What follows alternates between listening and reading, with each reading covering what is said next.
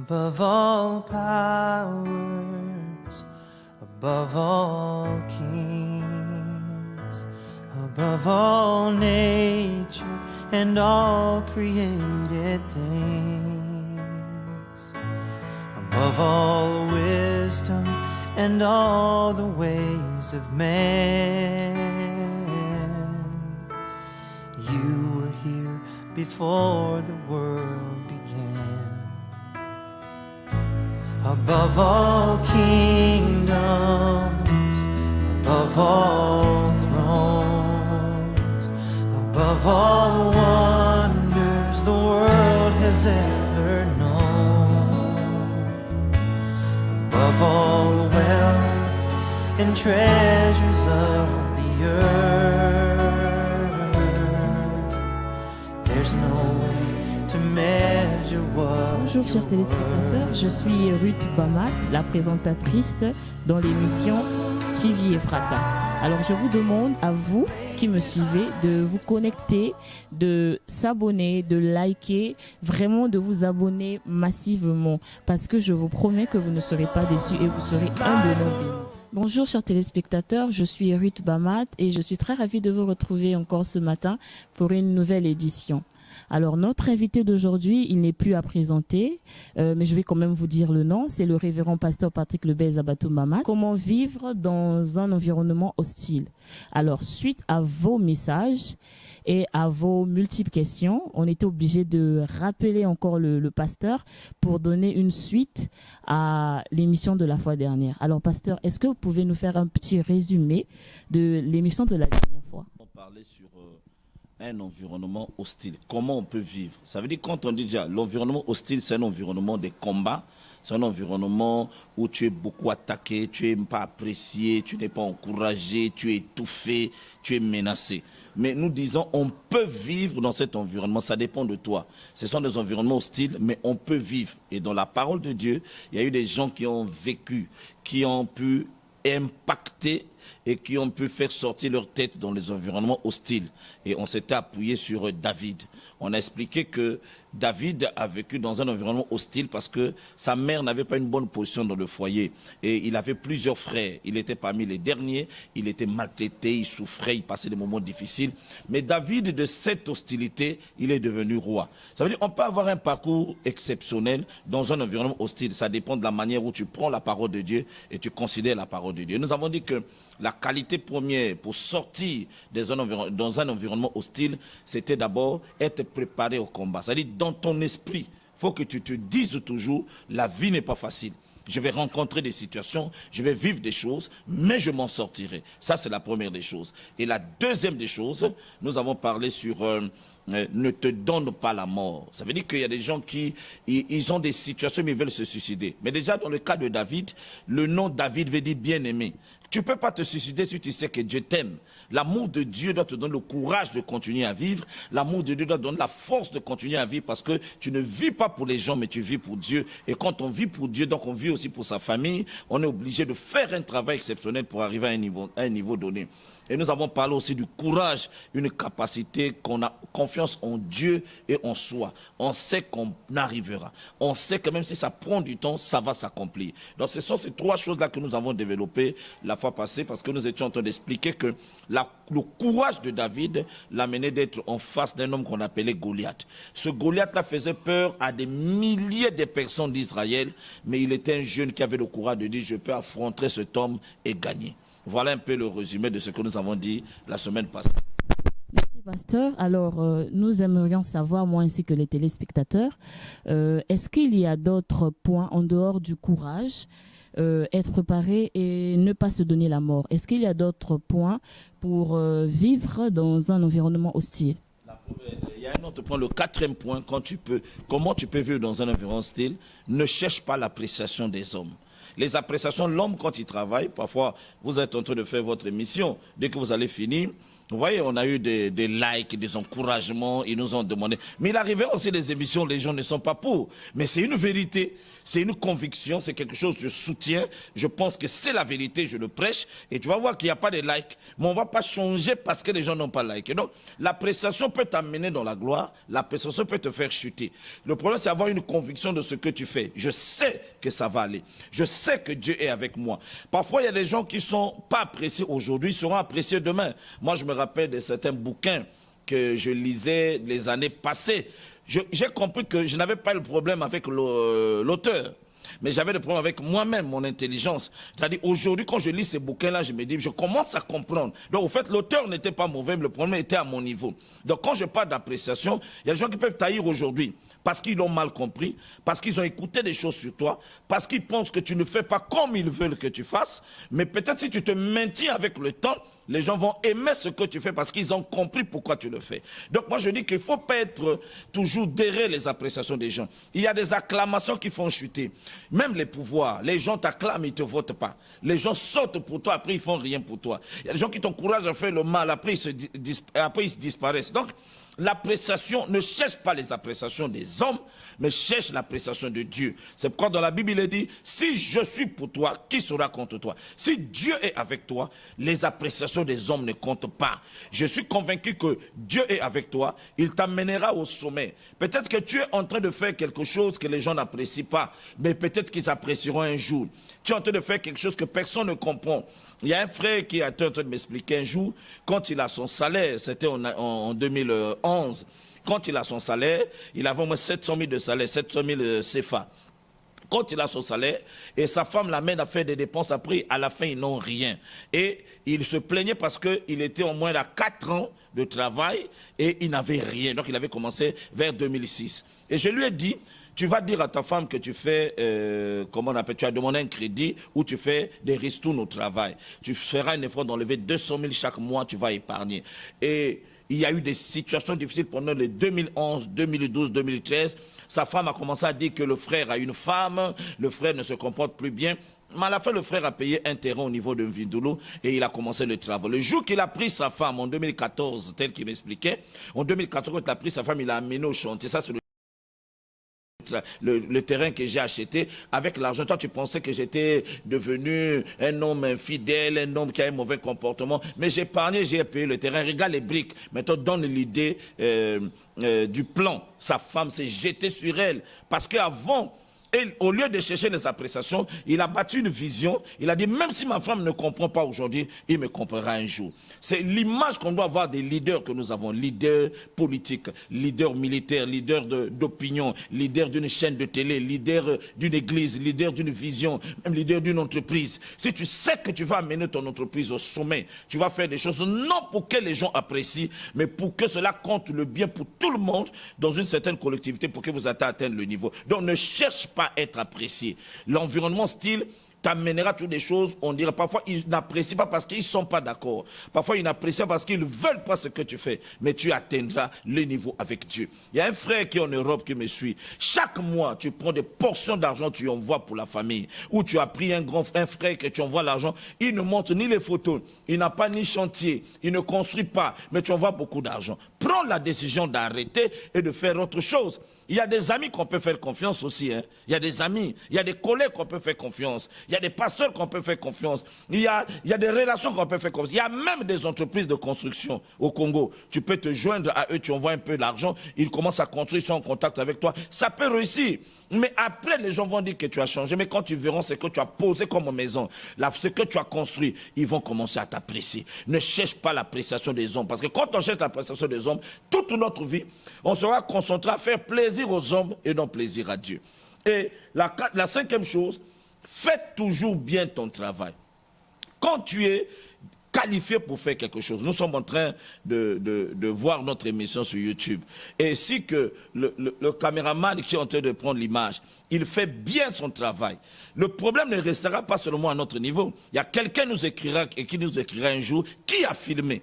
Donc, vous savez, le problème, ce n'est pas que moi, j'ai vu des gens, quand je faisais des émissions dans certaines chaînes, ils font l'émission, ils disent que moi, la caméra, là, j'ai branché l'image, il va pour lui se promener, on ne me paye pas. Non. Le problème, c'est que si tu cherches le salaire, ça ne comptera pas, c'est ton travail. Si tu fais bien ton travail, au-delà de ce qui est moindre, tu trouveras une grosse chose, une grande chose. Au-delà de ce qui est moindre, tu ouvriras une porte. Ça veut dire que si le travail est bien fait, et même si là où tu fais, c'est pas bien récompensé, il y a quelqu'un qui a l'œil de l'aigle, qui verra ce travail, qui t'appréciera, et qui t'amènera au sommet. Il t'a dit, il t'enlèvera en bas et vers en haut. C'est pourquoi la Bible dit que du fumier, il retire l'indigent. Il dit, du fumier, il retire le pauvre. Il le fait asseoir avec les grands. Ce verset-là ne veut pas dire que si tu es pauvre, Dieu vient te retirer. Ce verset-là parle des pauvres qui ont une vision. Ce verset-là parle des pauvres qui ont une mentalité, qui ont une destinée, qui ont une façon de voir les choses. Mais il lui manque l'argent. Il a une vision, il lui manque l'argent. Il a une vision, il lui manque quelqu'un qui va le soutenir. Alors Dieu va susciter quelqu'un qui va retirer du fumier. Ce n'est pas tous les pauvres que Dieu retire. Il retire un pauvre, si on le place quelque part, il peut impacter. Je suis venu parler à un homme, à une femme. Fais toujours bien ton travail. Ce n'est pas parce que ton mari est devenu infidèle que tu ne vas pas lui servir à manger, que tu ne vas pas laver ses habits, que tu ne vas pas repasser ses habits, que tu ne vas pas ranger la chambre pour dire que lui, il est devenu infidèle, je m'en fous. Non. Si tu fais toujours bien ton travail, Dieu sera toujours là à côté de toi. Si tu viens toujours bien ton travail, l'humanité entière un jour reconnaîtra que tu as quelque chose de Dieu. Quand quelqu'un fait bien son travail, il ne tombe pas dans l'hostilité. L'hostilité, là, tu fais ton travail. Si tu es appelé à balayer, l'hostilité, là, tu balayes. Les gens viennent dire, même dans les discussions, tu balayes, c'est une appréciation qui va impacter le travail et le témoignage va rester. Et là, une autre chose qu'on doit dire dans l'hostilité, il ne faut jamais te plaindre. Quand tu te plains trop, tu peux perdre la raison. Les plaintes sont pour les faibles. Des gens géants, des gens forts, ils cherchent les ouvertures pour faire sortir leur tête. Dieu va créer un environnement autour de toi, il permettra que tu rencontres certaines personnes dans ta position, tu puisses avoir des contacts avec certaines personnes dans la vie.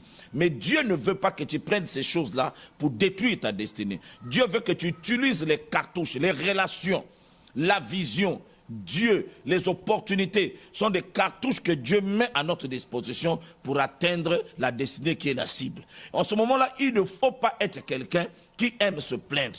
Dans les plaintes, tu peux mal parler. Dans les plaintes, tu peux gaspiller. Dans les plaintes, la foi s'affaiblit. Je n'ai jamais vu quelqu'un se plaindre et puis prier. Je sais que quand quelqu'un se plaint, il s'affaiblit. Mais le problème chez toi, tu dois avoir la foi, la force, et pour aller de l'avant et pour remporter la victoire. Je sais une chose, que Dieu est en train de t'amener à une certaine dimension et tu ne te rends pas compte. Dieu ne peut pas t'enlever de Pointe-Noire au Congo, de l'Afrique, t'amener en Europe pour aller t'amuser. Même si en ce moment tu as fait 2 ans, 3 ans, tu n'as pas encore tes papiers, tu n'as pas encore la stabilité financière, tu n'as pas encore la stabilité sociale. Mais je peux te rassurer que tu es sur le chemin tracé par Dieu et tu es en train de partir vers une destinée meilleure. Dieu t'a enlevé pour amener, pour atteindre un but. Tu seras une référence pour ta nation. Tu seras une référence pour ta famille. L'hostilité ne finira pas. Même en Europe, il y a l'hostilité. Il y a des esprits, des gens qui n'aiment pas voir les Africains, des gens qui n'aiment pas percer. C'est en Europe, au Congo, aux États-Unis, en Afrique. Il y a le même esprit. Là où il y a des hommes, il y a l'hostilité,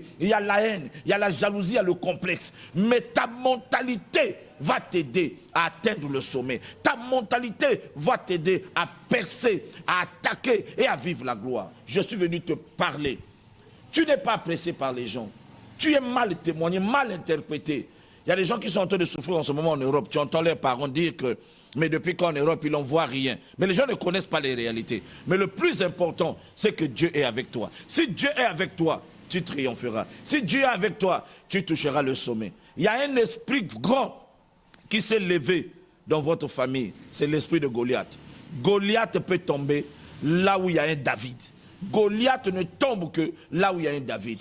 Tu peux être le David de ta famille, le bien-aimé de Dieu, qui va accomplir la destinée avec Dieu. Change de mentalité. Dans la vie, je disais hier à l'église qu'il y a 2 qualités de personnes que vous allez rencontrer. Il y a les spectateurs et il y a des acteurs. Les acteurs, c'est ceux qui travaillent. Les spectateurs, c'est celui qui critique. Il a la bière, il a la cigarette, il est dans les gradins, il critique. Mais toi qui joues, tu n'as pas le droit à prendre la bière. Tu n'as pas le droit à fumer, sinon tes talons vont disparaître. Il est obligé de critiquer.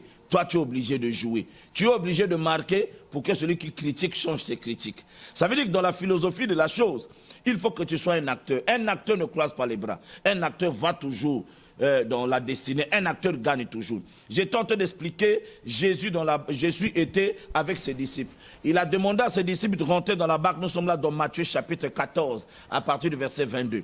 Ils sont partis dans la barque. Pourquoi Jésus l'a fait?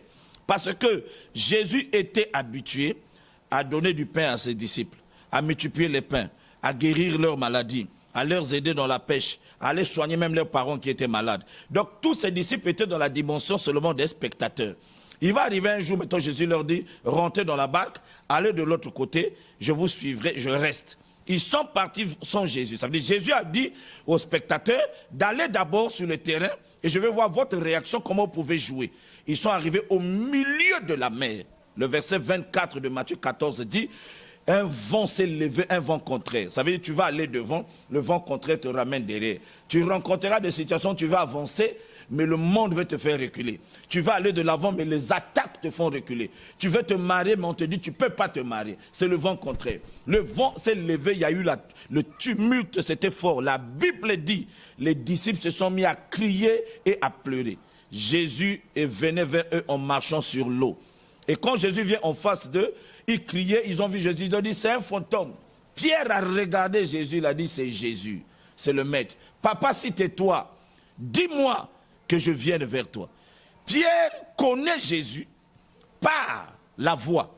Il dit que si la voix qui parle, c'est la voix de Jésus, donc c'est lui. Donc Pierre voulait dire que c'est la parole qui sera la solution. Et Jésus lui a dit, viens.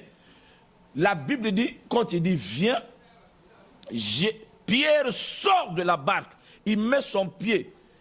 Je ne sais pas si tu as eu déjà la chance de voir l'eau, comment ça bouge. Moi, j'ai vu ça au village, au nord, le fleuve. Mais ça, ce n'est pas le fleuve, la mer. Il a fait sortir son pied, il a mis sur la mer. C'est devenu comme du glaçon. Il a commencé à marcher. Les disciples qui avaient appris à être spectateurs, les 11 sont restés. Il y a un seul qui a dit, je quitte le niveau des spectateurs, je vais devenir acteur. Il est sorti, il a commencé à marcher. La vie de Pierre a commencé à changer là. Et Jésus a dit, tout ça c'est des spectateurs, mais c'est sur toi que je bâtirai mon église. Jésus ne bâtit jamais avec les faibles. Jésus ne bâtit jamais avec les lâches. Jésus bâtit avec les acteurs. Le spectateur sera là pour tout, pour critiquer. Vous allez voir, nous faisons l'émission. Il y a quelqu'un qui pourra commenter là. Il dit, la journaliste avait mal tenu le micro. Le pasteur, ta cravate avait... Donc, tout le message là, il ne compte pas. C'est-à-dire, il faut comprendre que tout ce qu'on te donne comme spectateur, le spectateur va te critiquer, te condamner, dire des choses qui n'ont pas de place. Le spectateur ne voit jamais l'essentiel. Le spectateur ne voit jamais le contenu. Il ne voit que les erreurs. Mais toi, si tu es acteur, tu t'en fous de ça parce que tant que nous avons appris à nous salir, tant que nous avons appris à travailler, ton combinaison ne sera jamais blanc. Quand tu rentres dans un dojo pour travailler, jamais ton kimono, jamais ton combinaison, jamais le maillot de celui qui quitte les entraînements ou le kimono de celui qui a quitté le club ne sera jamais propre. Parce que rentrer dans le ring comme un acteur, c'est apprendre à se salir. Il y aura toujours des critiques, mais reste un acteur et tu triompheras. Merci beaucoup, pasteur. Nous sommes humblement et grandement bénis ce matin avec vous. Alors, pasteur, vous nous avez parlé de acteurs, vous nous avez parlé de spectateurs. Qu'est-ce qu'on peut faire pour devenir un acteur, au fait? Qu'est-ce qu'on peut faire? Ce qu'on peut faire, c'est ce que j'ai... Ça veut dire que l'acteur ne voit pas l'hostilité. Les acteurs que vous voyez dans les films, là, c'est des gens qui se sacrifient. Il y a un moment, on lui dit, bon, la partie de cette action-là, tu dois avoir de la barbe. Il va supporter la barbe pendant une année et puis il vient jouer la partie du film. Si dans le film, il y a une partie, on dit tu dois être en prison, il va se priver de certaines nourritures qu'il mange, qu'il maigrisse pour qu'il apparaisse dans le film. Donc le sacrifice, c'est le signe d'un acteur. Mais l'acteur ne doit jamais surveiller ceux qui sont dehors. Parce que ceux-là, ils changent d'avis rapidement. Ils vont critiquer Messi, il fallait donner la passe là, il fallait. Dès qu'il marque, oh, Messi est quand même meilleur. Donc vous comprenez qu'à la fin, c'est toujours ça. Toi, tu es acteur. Si tu es acteur, si on te critique en octobre, on va t'acclamer en janvier. Si on te critique en janvier, là où nous sommes, on t'acclamera en juin. Le problème, c'est de travailler, de t'améliorer, de se corriger, de te perfectionner, et tu arriveras au sommet. Aucun journaliste n'a commencé à l'acclamer. Aucun président n'a commencé à l'acclamer. Aucun docteur n'a commencé, même son cabinet, les gens passent, il n'est pas expert. Mais s'il y a 2, 3 cas, aucun pasteur qui commence un ministère, on l'acclame. Moi, j'ai commencé, il y avait des briques, des sachets, les gens parlaient. Mais quand il y a eu des témoignages, les gens sont commencés à venir. Si tu es acteur, accepte l'hostilité, des moqueries, des critiques et tout, mais la finalité, c'est que tu remporteras la victoire. Pasteur, merci beaucoup. Alors, pasteur, les chers téléspectateurs vous regardent. Est-ce que vous avez un message particulier à passer? Ceux qui doivent liker, ils vont encourager notre chaîne et aussi appeler s'ils ont un problème sérieux, une situation difficile. Ils ont besoin d'un partenaire de prière, d'un soutien et d'un conseil, d'une orientation prophétique. Je suis disposé par rapport aux numéros qui sont affichés. Ils vont m'appeler. Je suis précisément au Congo. Et je peux recevoir les appels et prier pour eux. Maintenant, j'aimerais aussi prier pour ceux qui sont touchés par la parole, pour que le Seigneur leur fasse grâce. Tu peux fermer tes yeux, nous allons prier ensemble. Et je crois que ma prière pourra faire quelque chose dans votre vie. Je prie pour tous les acteurs. Je prie pour tous ceux qui vivent des situations hostiles, de savoir que Dieu est avec eux et le diable ne pourra rien contre eux. Prions. Éternel, j'élève ma voix pour bénir ton peuple.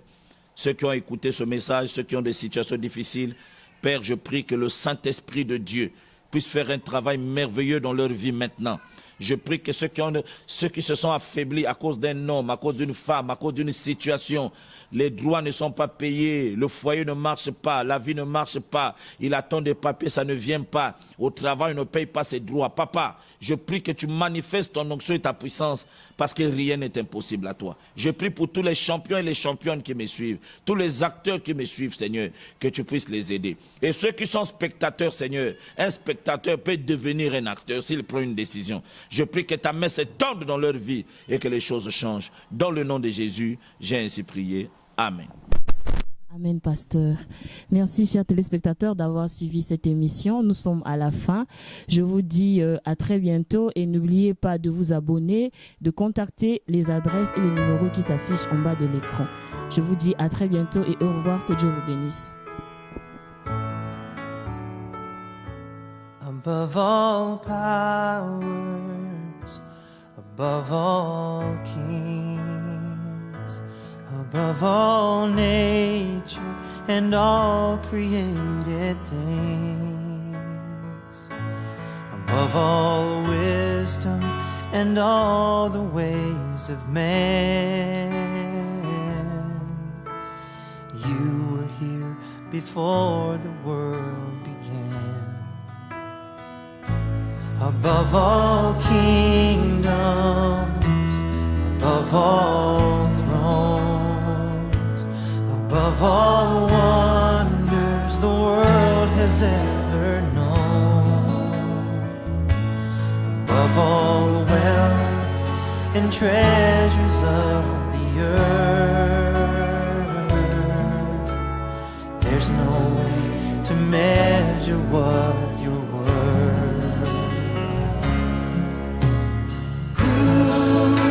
Crucified and laid behind a stone, you lived to die, rejected and alone, like a rose trampled on the ground. You took the fall and thought of me above all.